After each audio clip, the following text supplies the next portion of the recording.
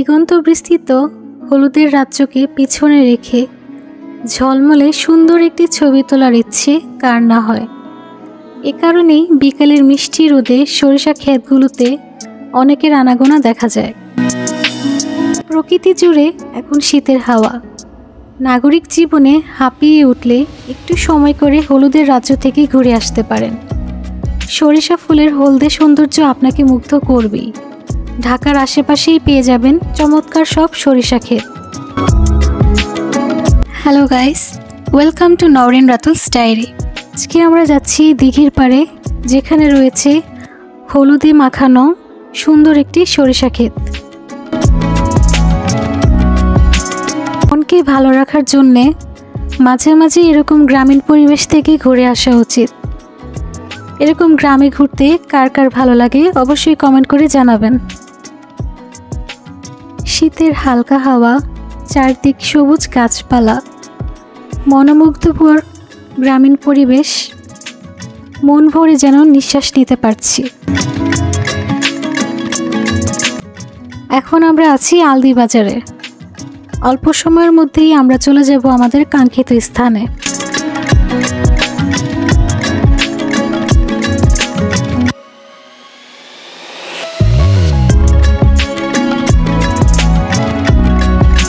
Finally আমরা পৌঁছে গেছি দিঘির পাড়ের সরিষার মাঠে। বাংলাদেশে শীতের সময়টা ফুলের সময়ও বলা চলে। শীতে নানান রং বেরঙের ফুল ফুটে বাগানে। শীতের হরেক রকম ফুলের মাঝে বাগানের ফুল না হয়েও বিশেষ স্থান দখল করে রেখেছে সর্ষে ফুল। গ্রামে কেউ কেউ আবার সরিষা ফুলও বলে।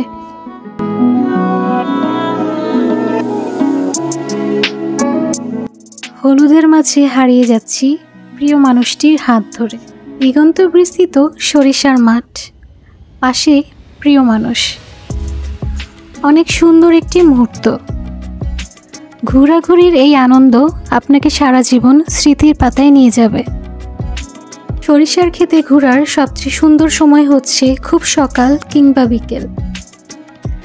তবে আমাদের কাছে বিকালে ঘোরাঘুরিটা বেশ ভালো লেগেছে, কারণ যখন গোধূলি লগ্ন চলে আসে তখন প্রকৃতি, সরিষার মাঠ সব মিলেমিশে যে সুন্দর একটা পরিবেশ সৃষ্টি হয়, সেটা সামনে থেকে না দেখলে আসলে বুঝতে পারবেন না।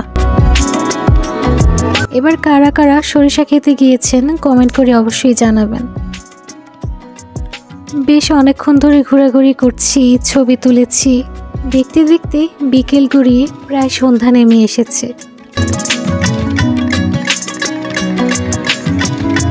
হাওয়াই দোল খাওয়া সরিষার মাঠ, প্রকৃতির সুরালো বিকেল। হলুদ সরিষার মতোই সবার জীবন রঙিন এবং সুন্দর হোক। মাঝে মধ্যে এমন কিছু জায়গায় ঘোরাঘুরি করে আসবেন, দেখবেন মনে অন্যরকম শান্তি পাবেন এবং প্রকৃতিকে খুব কাছ থেকে দেখতে পারবেন।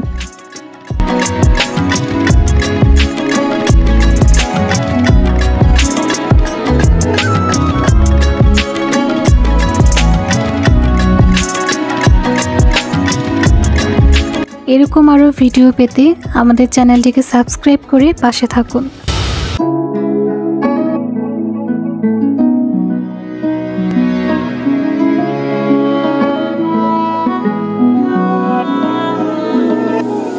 জীবনের প্রতিটি পথে সঙ্গী হিসেবে সরিষা ফুলের মতো জীবন এগিয়ে চলে। আধারে সে আলোর মতো উদ্ভাসিত হয়, মৃদু বাতাসে তার মিষ্টি গন্ধ ছড়িয়ে পড়ে। আজ এ পর্যন্তই। ভালো থাকবেন সবাই। আল্লাহ হাফেজ।